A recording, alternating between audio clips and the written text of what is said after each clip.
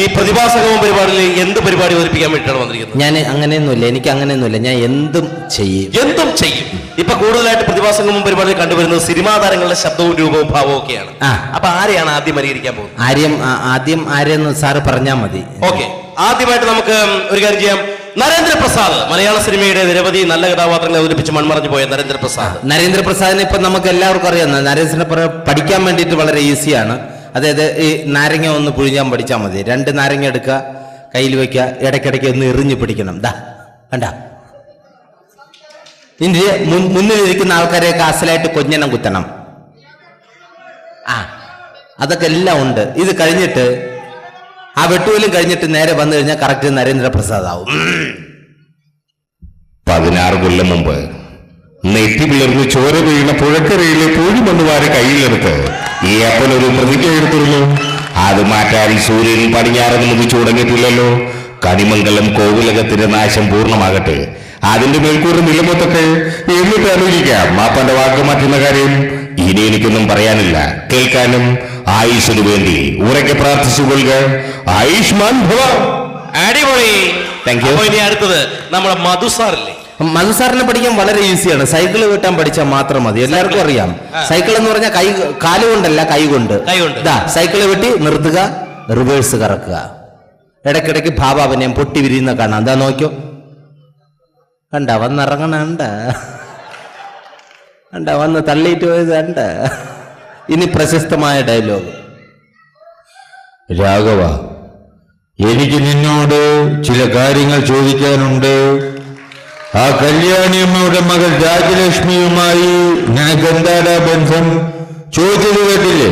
പ്രേമൊന്നും മണ്ണാങ്കട്ടെന്നും പറഞ്ഞ് അവളുടെ പുറകെ നടന്നിട്ട് ഒടുവിലെല്ലാം കഴിഞ്ഞപ്പോൾ നിനക്കവള് വേണ്ടതായി. ഇല്ലടാ പട്ടി, പൊക്കോന്റെ മുമ്പിന് പോകാൻ എന്ന് പറഞ്ഞതിന് ശേഷം സൈഡിൽ നിന്ന് കുറച്ച് ഭാവാവിനെയും വാരി വിതറ. അത് നമുക്കുള്ളതല്ല, നാട്ടുകാർക്കുള്ളതാണ്. പോകാൻ, അതിനുശേഷം തിരിയൂ. അപ്പൊ ഇനി നമ്മുടെ മെഗാതാരം മമ്മൂട്ടി മോഹൻലാലിനെയൊക്കെ ഇപ്പൊ എല്ലാവരും ചെയ്തിട്ടുള്ളതാണ്. ലാലേട്ടനെ ചെയ്യുമ്പോൾ നമുക്ക് എല്ലാവർക്കും അറിയാം, ഇടത്തെ തോള് 90 ഡിഗ്രി ചരിഞ്ഞിരിക്കണം. ലാലേട്ടനെ പഠിക്കാൻ വളരെ ഈസിയാണ്. 90 ഡിഗ്രി ചരിഞ്ഞിട്ട് ഒരു ഫുട്ബോൾ, അത് ബാള് ഇവിടെ ഉണ്ടെന്ന് സങ്കല്പിക്കുക, തട്ടിത്തെറിപ്പിക്കുക.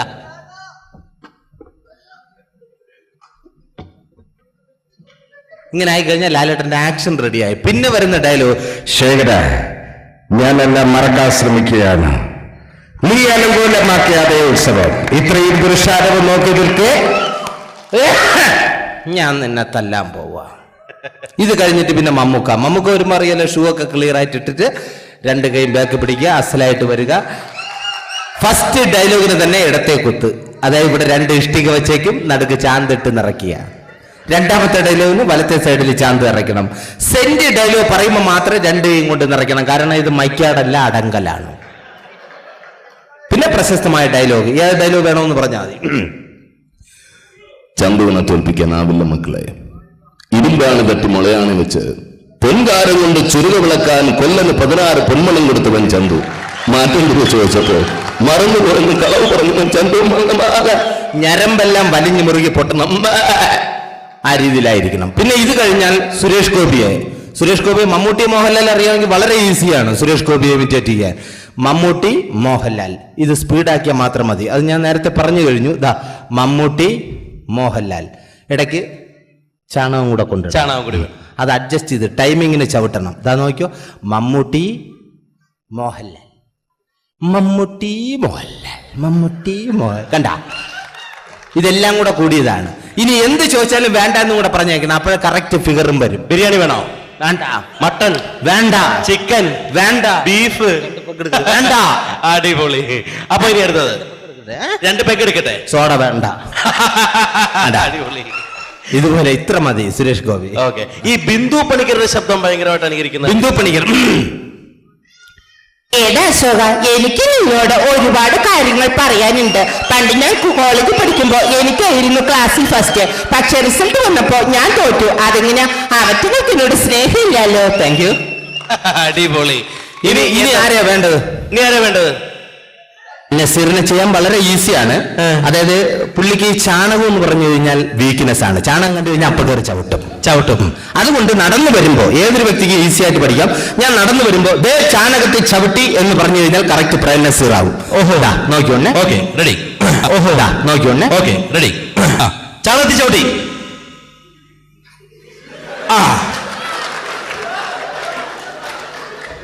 ആരെങ്കിലും വിളിക്കുന്നതാണ് ഒന്ന് ഇളക്കി തരുമെന്ന്.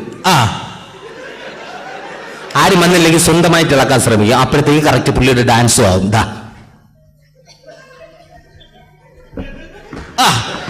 അടിപൊളി. ഇത്രേ ഉള്ളൂ. ഈ ചാണകം ഇളക്കാൻ ശ്രമിക്കുക, പുള്ളിയുടെ ഡാൻസ് ആവും. അപ്പോ എനിക്ക് വേറൊരു സംശയം. നമ്മുടെ ഈ ഇന്ത്യൻ സിനിമയിലെ ഒരു ഉലകനായകനല്ല, നമ്മുടെ ഈ നടന ഇതിഹാസം എന്നൊക്കെ പറയില്ലേ, നമ്മുടെ ആരാ? രജനീകാന്ത്. സൂപ്പർ സ്റ്റാർ രജനീകാന്ത് എങ്ങനെയാണ്? രജനീകാന്തിന് ചാണകം എന്ന് പറഞ്ഞാലേ പേടിയാണ്. പേടിപ്പിച്ചാൽ മതി. ഇതേ ചാണകമുണ്ട് എന്ന് പേടിപ്പിച്ചാൽ മതി, രജനീകാന്തായി മാറും. നോക്കിയോളൂ. നടന്നു വരുമ്പോ ഇതേ ചാണകം ഉണ്ടെന്ന് പേടിപ്പിച്ചോളൂ. ഓക്കെ.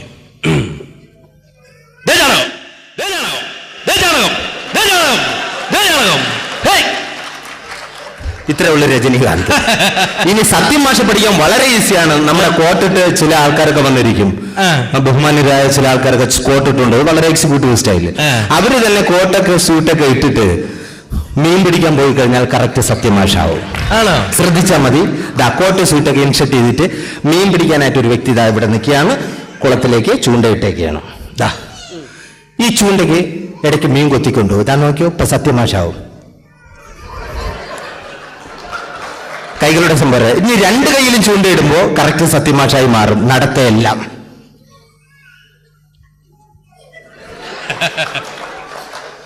അമ്മ ഫുൾ കട്ടിങ്സ് ആണ്. ഇനി ആരാ വേണ്ടത്? ഇനിയിപ്പോ വെറൈറ്റി ആയിട്ട് ആരെ ചെയ്യാൻ പറ്റും? ആരെ നിങ്ങൾക്ക് ആര് വേണമെന്ന് പറഞ്ഞാൽ ചെയ്യാം. Your choice. Jose Prakash. Hello how are you? താങ്കൾ പറയുന്ന കാര്യങ്ങൾ എല്ലാം എനിക്ക് മനസ്സിലാവുന്നുണ്ട്. Happy Ramzan, happy Eid Mubarak. ജഗതി എന്തുവാണ് ഇവിടെ വെട്ട വിളിച്ചൊന്നുമില്ലേ?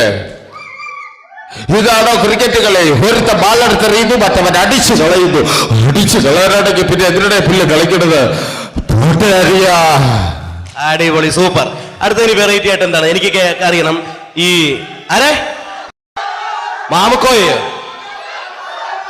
സുരാജ് തള്ള എന്തൊരു പോലെ പോളക്കണേ, ഇതെന്തൊരു പൊറുത്തോടിക്കണേ എന്റെ കുഞ്ഞന്മാരാ മാപ്പിള.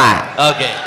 അപ്പൊ ഏതായാലും നമുക്ക് ഇത്രയും നേരം സുരാജ് ഇവിടെ കിടന്ന് പണിയെടുത്തല്ലേ, സുരാജിനൊരു പണി കൊടുക്കാം നമുക്ക്. ഏതായാലും അടുത്തത് ഞാൻ ഒരു താരത്തെ പറയാതെ അനുകരിക്കില്ലേ എന്ന് നോക്കാം. മലയാള സിനിമയിൽ വന്നൊരു യുവതാരമാണ്. ഈ അടുത്ത കാലത്ത് പൃഥ്വിരാജ്, കുഞ്ചാക്കോ ബോബൻ തുടങ്ങിയ മേഖലകളിൽ ശ്രദ്ധിക്കപ്പെട്ടു പോയൊരു താരം. ആരാണ്? ആ ജയസൂര്യനെ ഒന്ന് പറയിപ്പിക്കാൻ നോക്കാം. ജയസൂര്യയുടെ ശബ്ദം ഒന്ന് അനുകരിച്ച്. അയ്യോ എന്തൊരു ചിരി. ജയസൂര്യൻ അങ്ങ് പണഞ്ഞു കൊടുത്ത്. ഇനിയിപ്പോ ബാക്കിയുള്ള നെല്ല് ചെയ്യാനുള്ളത്. അല്ല, ഒന്ന് അനുകരിക്കും. അല്ല, ഇവിടെ ഇരിക്കുന്ന ഫ്രണ്ട് ജയസൂണിയ നിങ്ങളങ്ങ് പണഞ്ഞ്. ഇനിയിപ്പോ നമ്മളാ ചെയ്യാനുള്ളത്. അല്ല, ബാക്കിയുള്ള എല്ലാവരുടെയും ശബ്ദം അനുകരിച്ച് കേട്ടിട്ടുണ്ട്. മോഹൻലാൽ, മമ്മൂട്ടി, ജയറാം, സുരേഷ് ഗോപി, ദിലീപ് വരെ അനുകരിച്ച് കേട്ടിട്ടുണ്ട്. അപ്പൊ നീയും പ്രശാന്ത് നീയും കൂടെ അവരുടെ സൈഡിലേക്കാണ്. അല്ല, എനിക്കിതൊന്ന് കേൾക്കണം. ഇത് കേട്ടാലേ എനിക്ക് പഠിക്കാൻ പറ്റത്തുള്ളൂ. മോഹൻലാൽ, മമ്മൂട്ടി, സുരേഷ് ഗോപി ഞാൻ പഠിച്ചു. ജയസൂര്യ നിനക്ക് വച്ചിട്ടുണ്ട്. കൂടെ വന്നിട്ട് എന്നെ പണി തരണേ.